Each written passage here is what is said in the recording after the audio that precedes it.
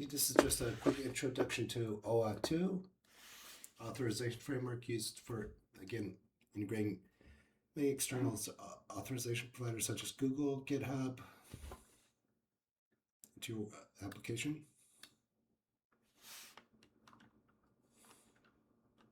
Anyone here, well, no, the last time we discussed, Charles, you did discuss you're using this OAuth2 for a project that you had.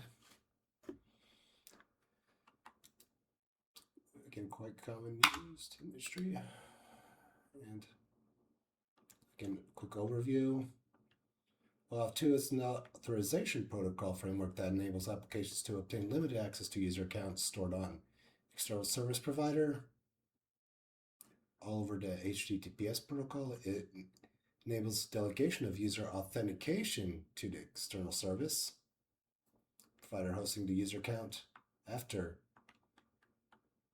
authorization has been granted.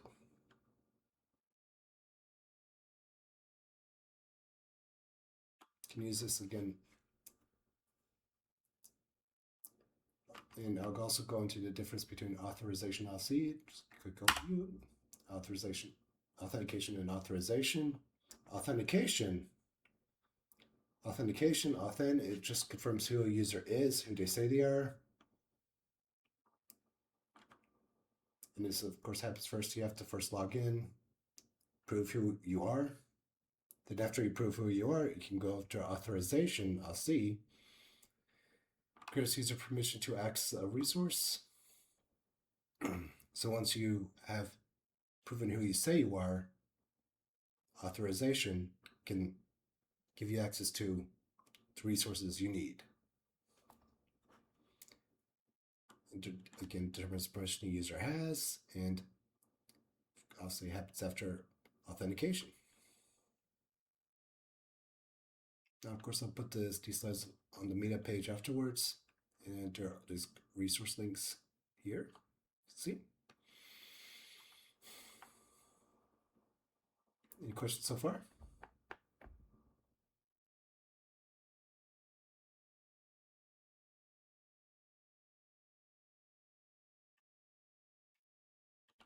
No, we can continue on. Now, auth roles. First, you have the resource owner, the end user who authorizes an application to access their account. This would be using external providers such as Google. You have to authorize Google for the application you're using, such as using Google to, say, log into Instacart. Google be the account provider, and you have to create that. The client is the application that requests access to a user's account. In this case, for example, Instacart. If you're using Google as an authentication provider, OAuth provider. First, the client must be authorized by the end user, and the authorization must be validated by the authentication service provider's API. Then you have the resource server. This is the external service that hosts the user's accounts. It's just Google, GitHub, a variety of others as well, as long as they follow the protocol. Then you have the authorization server verifies the identity of the user and then grants access tokens to third-party application.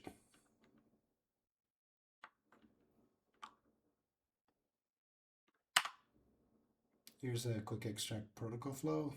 First, the application client or the user resource owner again has to authorize, receives the authorization request. The user then approves the authorization grant. It sends that back to the application client. Then after that, you have the authorization grant. Sent from the client to the authorization server. And the authorization server in turn returns an access token to the client. In this case, the client being Instacart, for example. And finally, next step, from the resource server. Pass the application client is going to pass the access token to, and then protected this information is received sent back from the resource server to the application Instacart. See under 6 protect resource.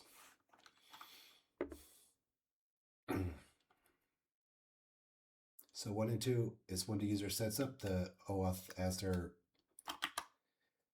authorization provider for it, or account provider for the login to service or client application such as Instacart. 3 or 4 is when the client again interacts back with the OAuth provider. See what the permissions have been granted or what the user is authorized. If the user is authorized, then the client application can interact with the OAuth provider's resources, service, and pull those protected resources. As you can see, after the access token has been granted from the authorization server, it can be used to interact with the OAuth provider's resource server.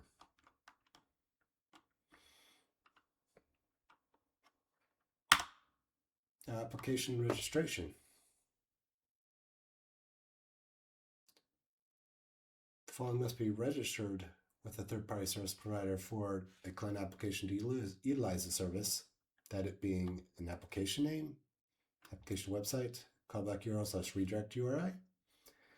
That is the third-party service URL. This third-party service redirects the user after they authorize your application. This is also where the client application can handle authorization codes or access tokens.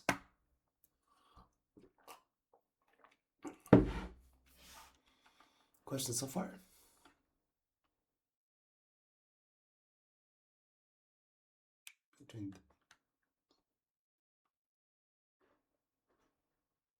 And you can always type your question into the Google Meets chat.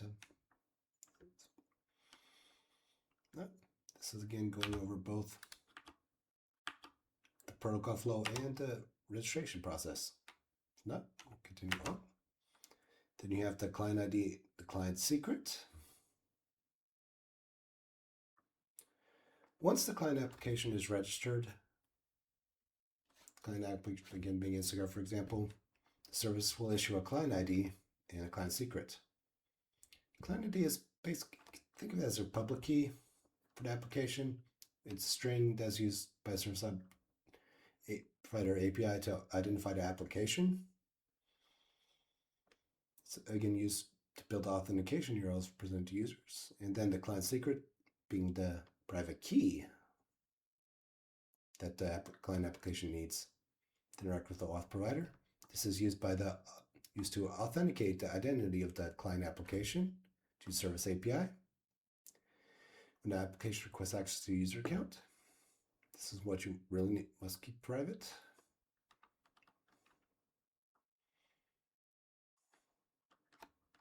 Any questions? No, I'm going kind of fast.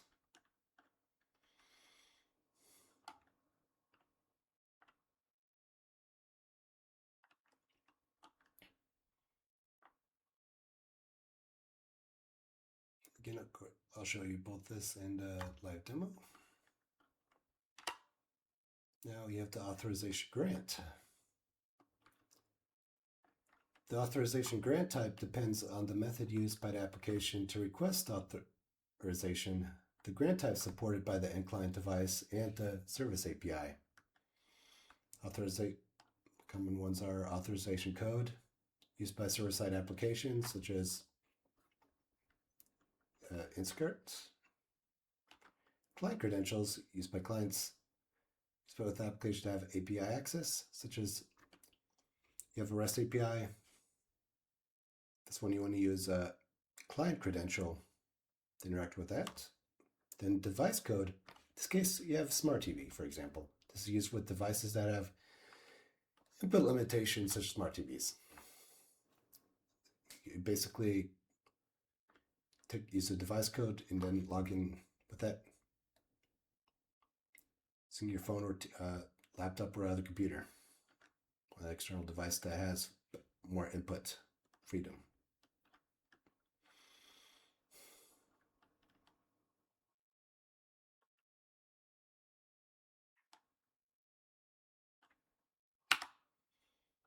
Okay, now let's go with the grant type authorization code. Again, this is what's most commonly used with web applications. Again, as mentioned, most commonly used, optimized for server-side applications. Instacart, for example. And the exchange can securely happen the client side.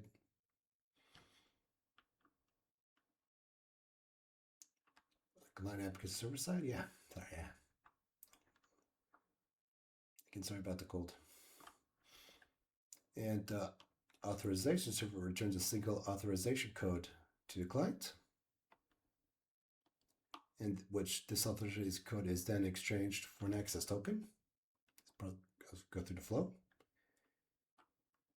It's basically a redirect-based flow in which the application interacts with the end user's web browser.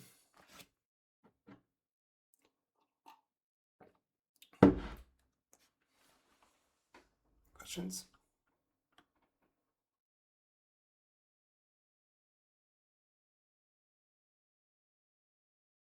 No, I'll continue on to the next step and on the flow. Again, here's the flow. As you can see, the user resource owner has to pass authorization request with a authorization service API. This will be such as Google, if you're using Google as your service, and the user then authorizes the application, which is process step 1 and 2. Once that's taken care of, user has then granted permission for Google to act as their authorization provider. The auth server can then be used to send a redirect URI with the access token back to the user's web browser, which then is followed back to that, goes back to the application, or Instacart in this case, with application client. As you can see from step 4, now we're up to step 5, which flow back to the response back to the user's web browser.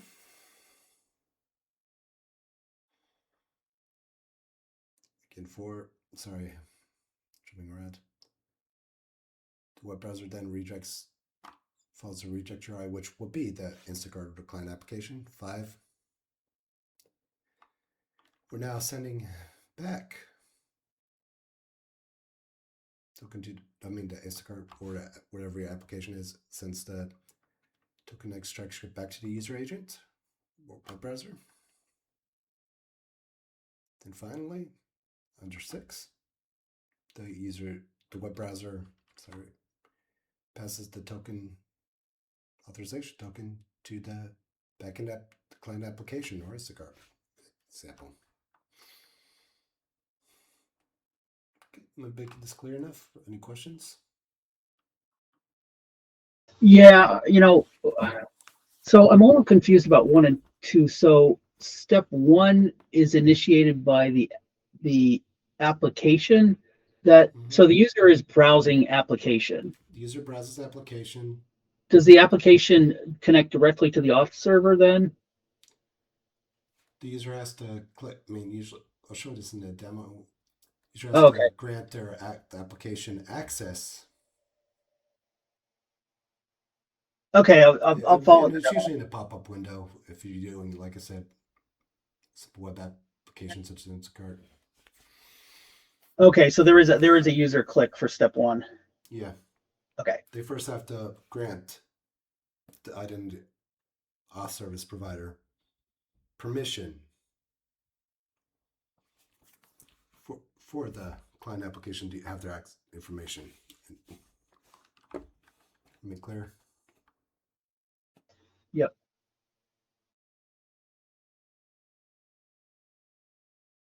But after they have done that, next steps, such as NSCAR already has been granted permission. Future times, it's already been taken care of. Unless that is, again, the user then goes through with the auth service provider. I'm not going to go into detail with this during this presentation or demo, but they can revoke it with the their permission with the auth service provider many times. Depends on what the auth service provider supports. But with Google, for example, you can't go through and revoke permissions.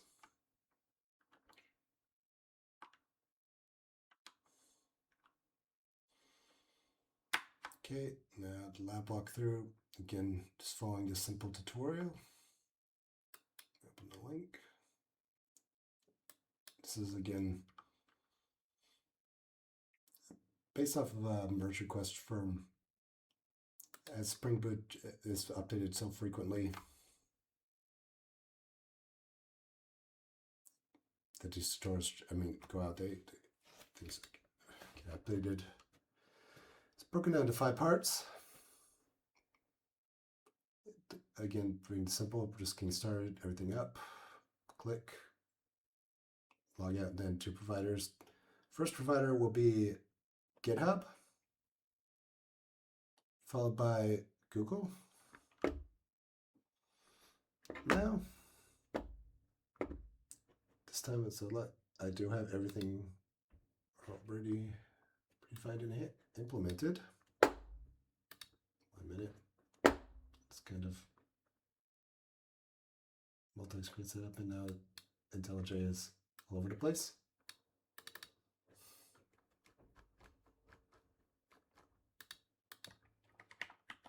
Okay, so we can go.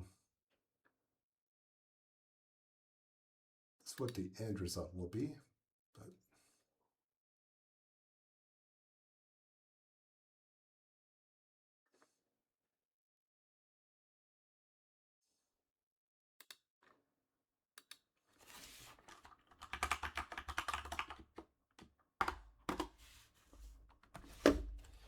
okay, it's basically a simple login. You can first with GitHub.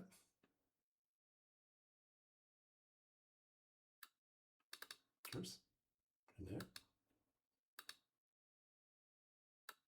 Simply if I delete the GitHub. Continue.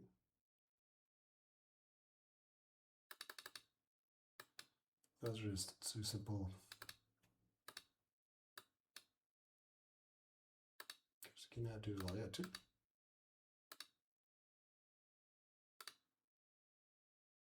I did delete the GitHub application, but I'll show you where to. So go through this. Start with start. Here's the first step. Again, you're just going to initiate a simple Spring Boot application.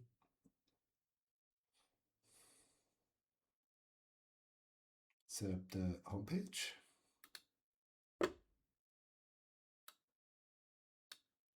Go through here.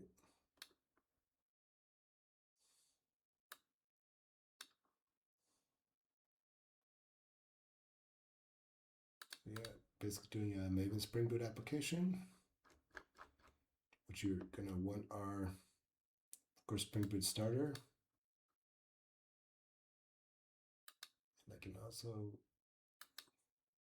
let's do a new project just to show you.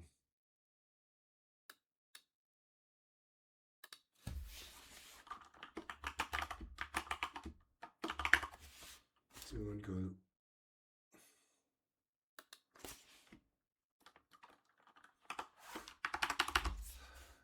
to, okay, so Java application, using Java 17 for this specifically, and under Spring Boot. Can also use the Spring initializer on Spring websites, which this is basically just a wrapper of. To go here, yeah. So again, well, use Maven, Java. Spring Boot kind of an order of when it's supported. My example, I did use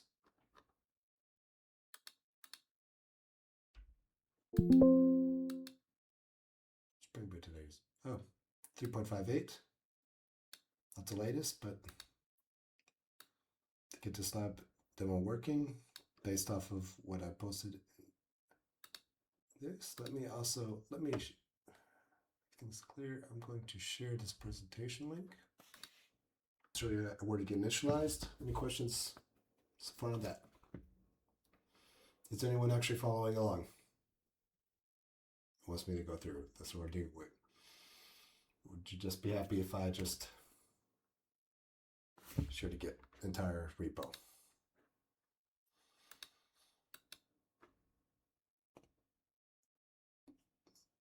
If you want to do that, you can. I can show you where to. Okay. So assume we're going to have product set up by now. I'm going to create the simple indexed HTML. As you can see from this project, that'll be under right here. Let me open that up. Now again, like I said, this is the end complete one. It's being a bit more simpler. Basically following what's right in this page right here.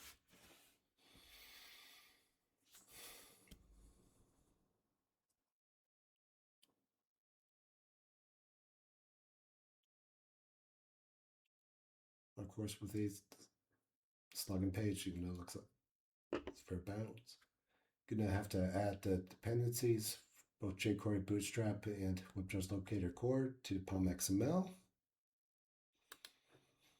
That will be here.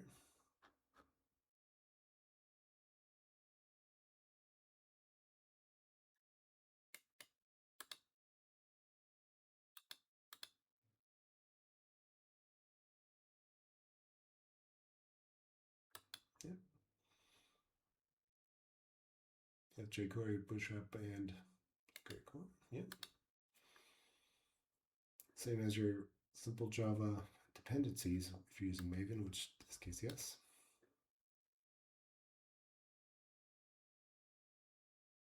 Of course, we're going to make sure we have the Spring Boot OAuth2 client package configured in our Maven, as well as the Spring on top of the Spring Boot starter. We have this, you can see Spring Boot starter, just using 3.58 as the starting version. And then the OAuth2 client. Later, might as well also add the starter web and starter security. As we go through this demo.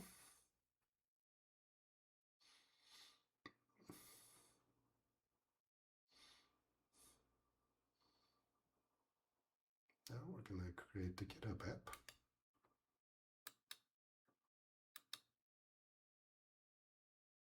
Create a new one.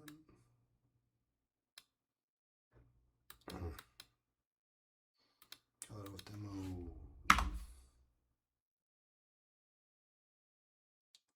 Flow here. You really just need some kind of name, description, optional. You're gonna want to pass to OAuth2/code/GitHub.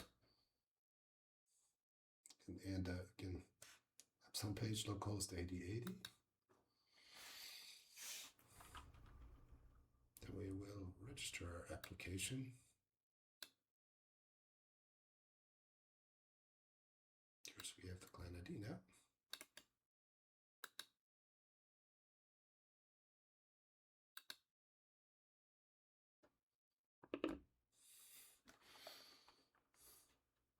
I will be deleting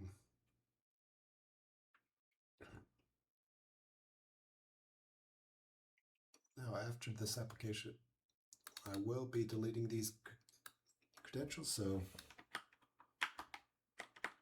click an ID.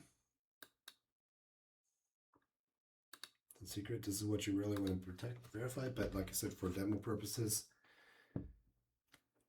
I will be deleting these after this presentation. So you log in, my lovely OAuth, or MFA.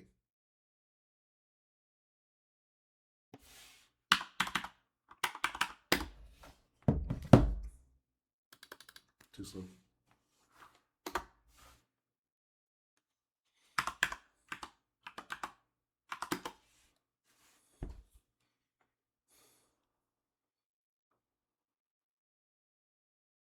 Okay, so we have the client ID copy. Now we're going to get the client secret, which you see here. Application's never been used.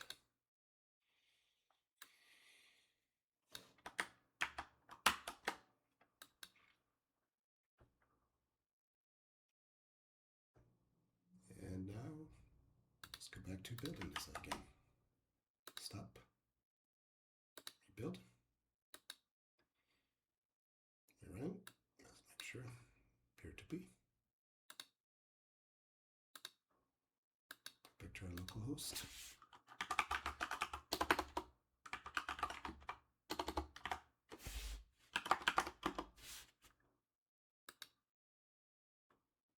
Now you can see this is where you authorize a new application. Just again, as I say, I just named it auth demo 1. Now, yeah. Of course, this is actually going to the end part where we get to where we're. Should also be error log bottom of this.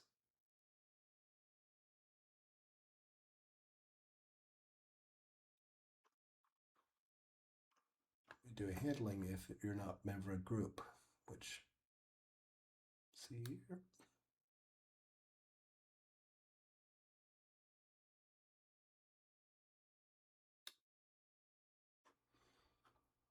Why it's doing that is, as you can see with GitHub,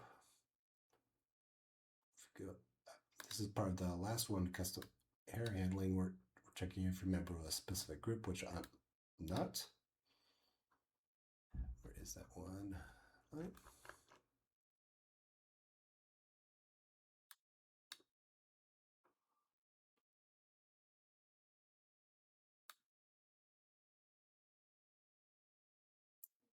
Not in the team blank in this case. Didn't really specify a team, group, but it's a non-blank. Or sorry, Spring projects. Still work, sorry. What's wrong with that? On the Spring projects group, so on the login, so that's why it's showing login error. It should be giving console output. Can't remember what. I haven't got to the point where that's not showing, but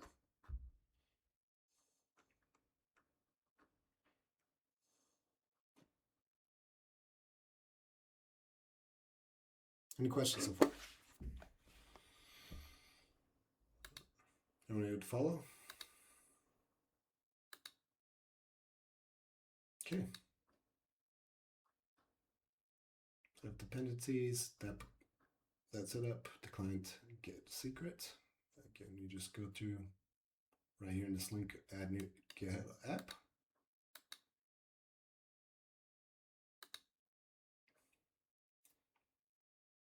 Add the tutor application YAML. And this can send you on a tailspin, as happened last time. Make sure your application YAML properties is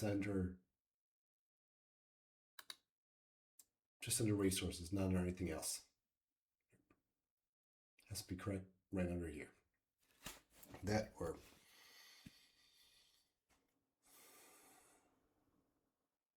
this path is very important for Spring Boot to actually pick up this configuration file. Okay.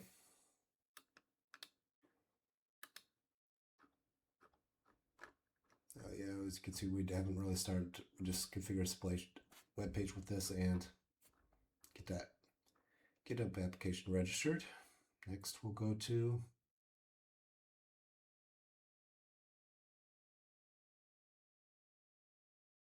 click where we're actually configured to Java.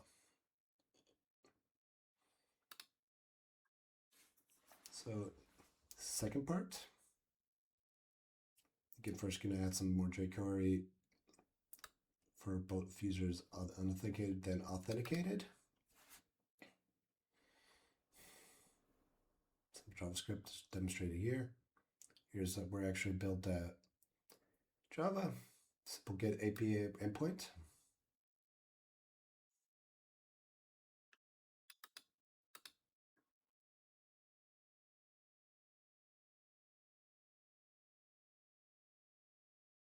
And we're also started to work on our security filter chain beam.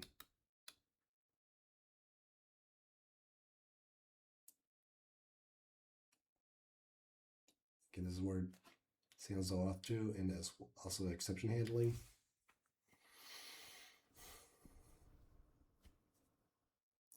And handling the HTTP requests. Sorry. Let's begin the very basic one. In the end, it does need to go further.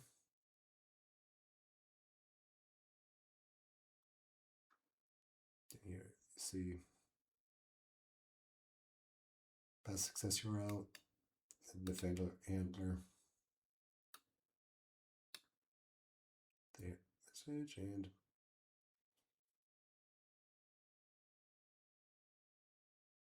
session can get CSRF cross-site request forward generated later and go along.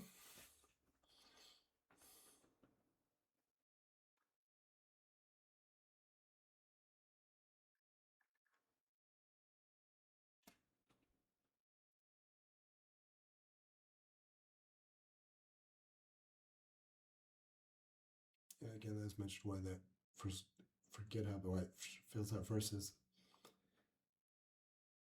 you have to be part of a group, which not. We have and we also have to get mapping right here, which we're going to create in this step, which is again just to get user's name. Like shown on this demo thing. The Google, which we can get to later. It's just some custom stuff I added, playing around with it for that.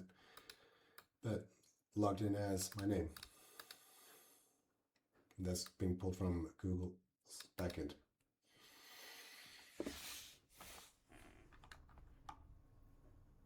Okay, questions so far? Now we can go to the next step, which will be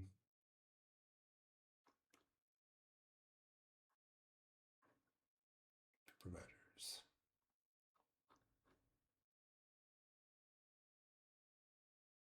So next step, log out. Can I have myself? Yeah, I'm going to go to the logout stage. Here, follow this along. Get more some more simple updates to the index.html. Basically adding a logout button. See there. It's in JavaScript to handle that, and then a logout endpoint.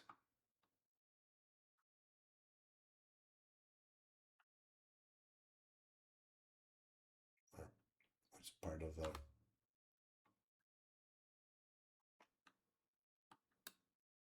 security filter chain. Shown here. User there. Feature filter chain. Where we go?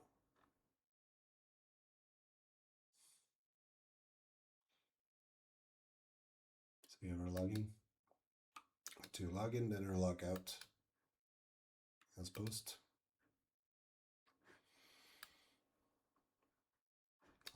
This is really the big focus of this, the security filter chain.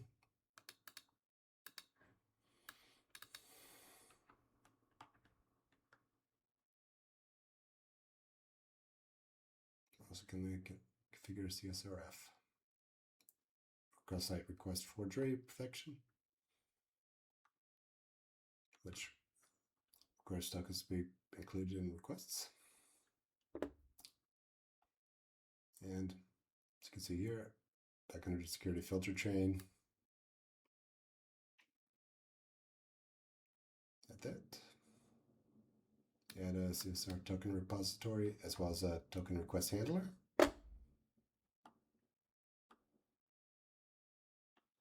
And some classes, a class to handle those, especially that request handler. Again, it's documented here, so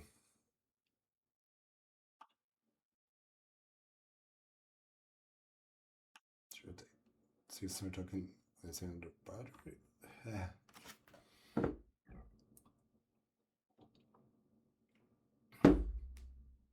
and the token is rendered as a cookie.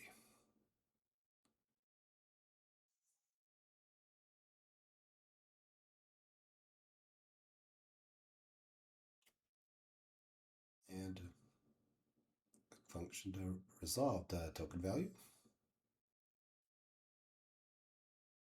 So again, it goes back to the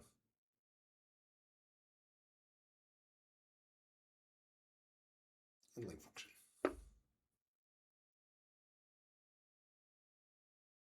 Questions so far?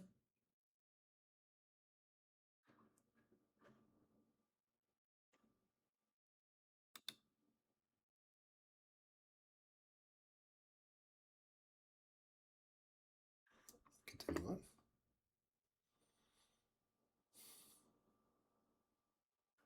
Again, this is what I've here. I did simplify mine, especially this function here for the plain text. Text else XOR.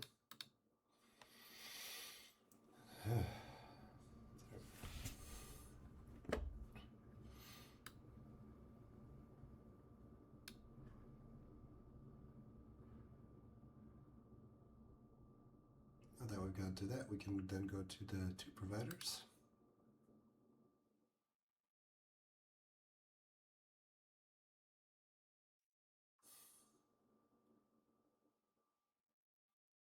So we have GitHub set up. Go to the or with the two providers, then go to Google or set up Google Client ID and Client Secret.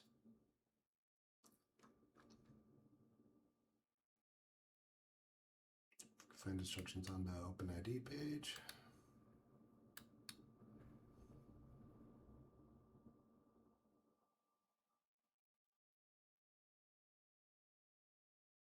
Now you want to go into the clients page.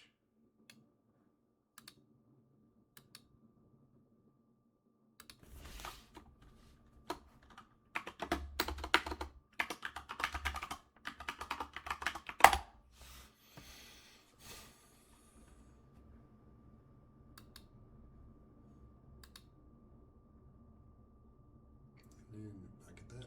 And as you can see here, let's create the application. Can't really delete it, but create a new one easily.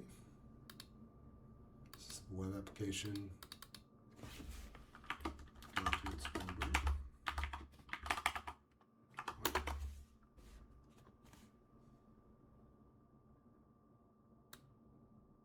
You're right. So again, it would be as mentioned in the instructions, localhost, and then authorize redirect. I'll say +8080 /Google.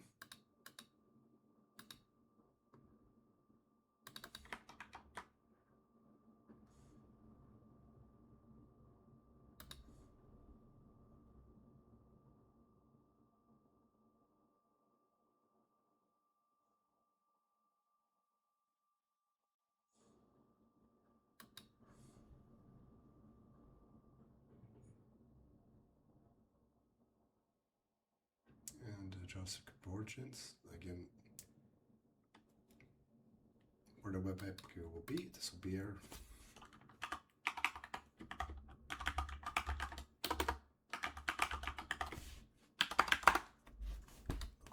demo.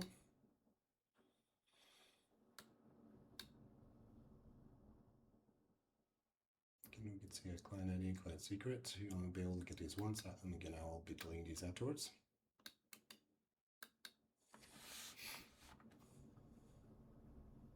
We'll be adding those to our application YAML.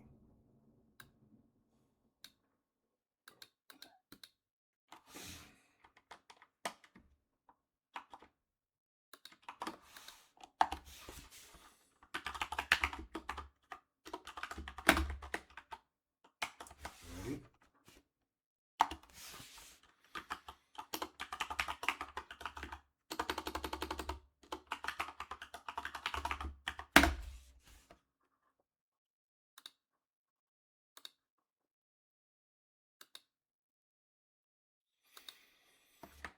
Secret.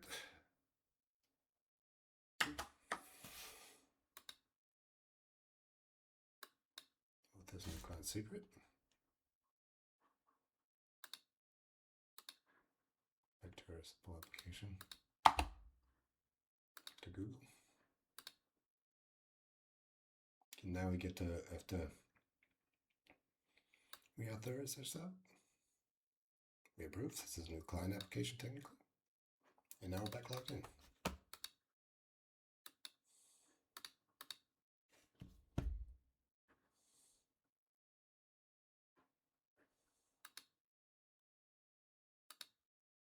We have that done.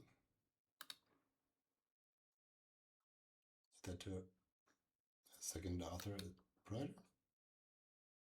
Then more with the HTML link.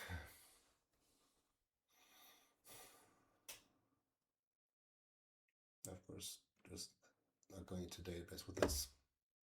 This review is basically part of a pull request to someone else to make sure this is up to date, functional, since this tutorial was originally 6-7 years old and Spring Boot changes so rapidly.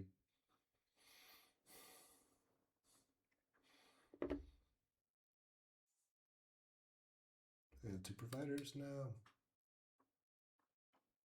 But finally, going to go to the custom error. Any questions so far?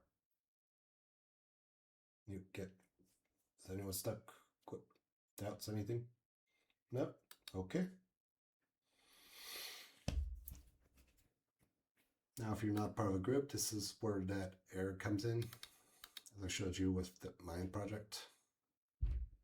As you can see, there's a little bug with this part right here, though, because it should just be showing, or easy to digest here, set that 500, but it still does error out. This is basically looking for if you're on GitHub or under the Spring Users group, which I'm not.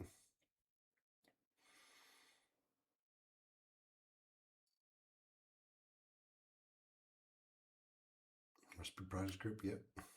Not in this.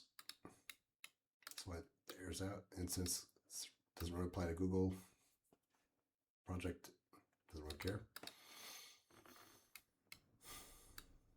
Yeah, but here, this is what you're adding here under your OAuth2 service beat. Back to our admin application.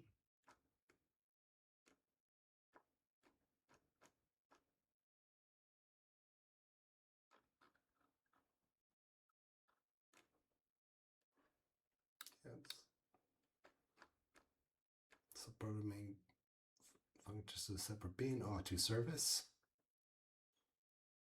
Looks for the organizations you are part of based off the organization URLs. In this case, Spring Projects, which I'm not part of.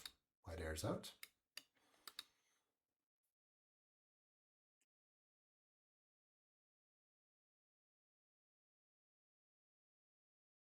It's going to be an off-the-cuff test. I'm going to try my username, but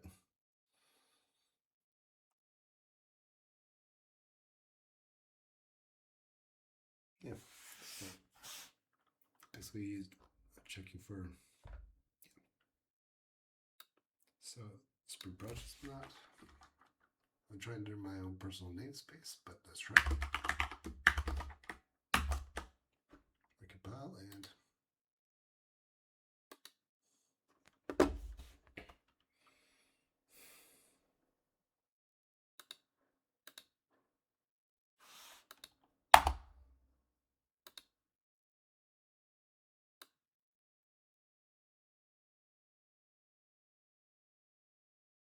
error with this. Okay.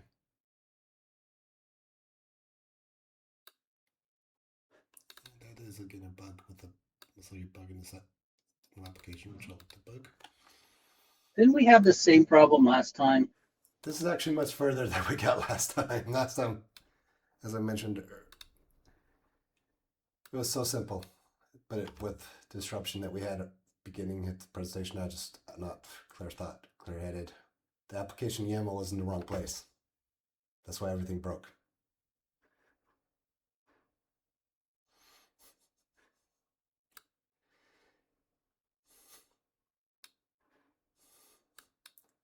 But yeah, as you can still see, Google, everything works fine. So again, these two blank values are just me playing around with stuff.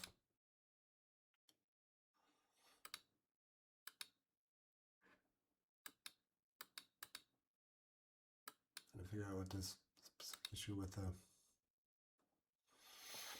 is, but yeah.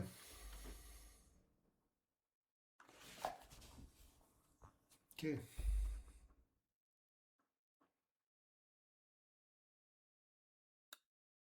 That's all I have now, and of course, to keep things safe, to go through your application apps and clean them out. So you want to, where's the delete in GitHub? Local tokens, no.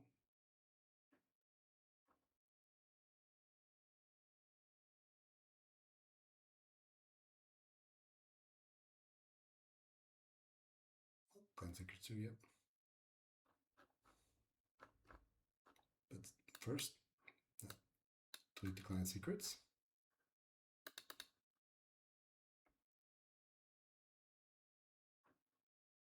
Then where is the option to delete this application?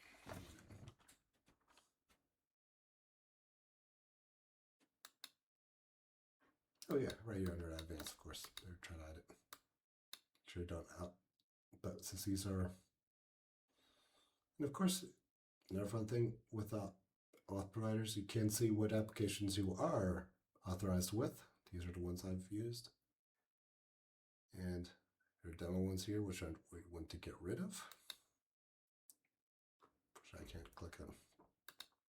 So I have to go through my sub applications.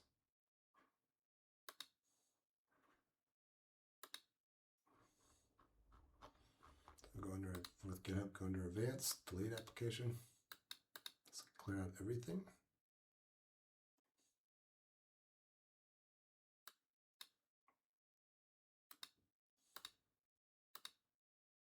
For developers things, edit, advanced, delete. It's a good project if you're doing this dev demo labs generally. I'm going to do the same with the Google ones. So just bring boot application, just make sure it goes away.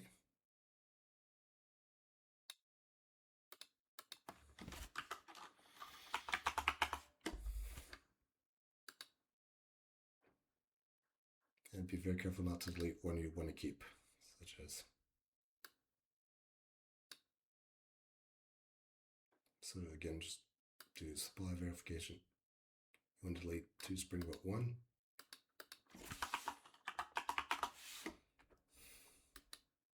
So I actually do use this one. I've actually been using this one for quite a while. Okay.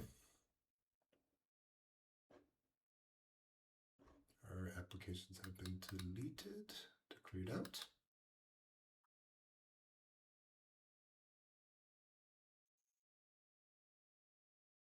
Questions so far?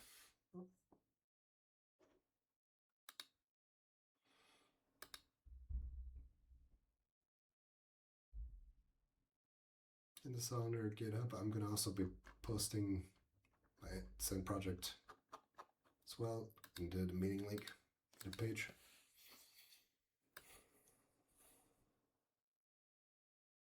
Project with everything.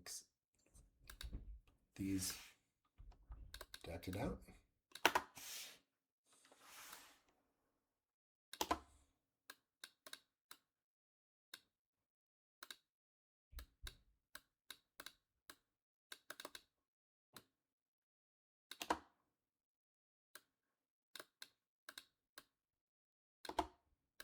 Is it okay? So you have that. This will be again, like I said, I'll get up and post that under the meetup page. So let's go cyber. Now, finally, how is this type of presentation? Do you find this useful?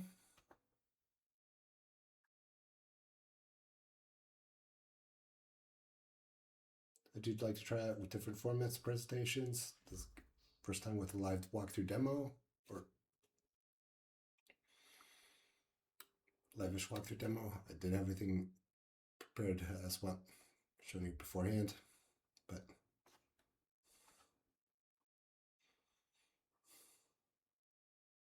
should we try this again next time, or